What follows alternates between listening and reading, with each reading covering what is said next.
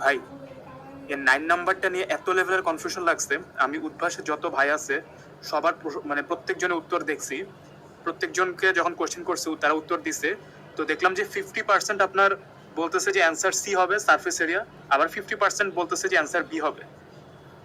তো এখন আপনি জাস্ট যেটা বলেন যে অ্যান্সারটা কি হবে কাইন্ডলি একটু ডিটেলসে এক্সপ্লেন করে ভয়েসে। যারা অ্যান্সারটা বি বলতেছে তাদের রিজনটা হচ্ছে যে আপনার ক্যালসিয়াম কার্বনেট তো লাইমস্টোন যেটা ওটা হচ্ছে সলিড, আর HCl হচ্ছে লিকুইড মানে অ্যাকুয়াস। তো প্রেশারের ইফেক্ট থাকে খালি গ্যাসিয়াস রিয়াক্ট্যান্ট আর প্রোডাক্ট থাকলে, সব যদি গ্যাসিয়াস হয়, যেহেতু সলিড আর অ্যাকুয়াস জিনিস ঢুকছে তাহলে এখানে প্রেশারে কোনো ইফেক্ট থাকবে না, এই জন্য অ্যান্সার বি বলতেছে। আর যারা সি বলতেছে তাদের রিজনটা হচ্ছে যে রেট অফ রিয়াকশনে কখনো সারফেস এরিয়ার কোনো ইয়া থাকে না, রেট অফ রিয়াকশনে জাস্ট টেম্পারেচার। বিক্রিয়ার হারের উপর প্রভাব বিস্তার করতে পারে তাপচাপ ঘনমাত্রা, তাই অ্যান্সার হবে যে সারফেস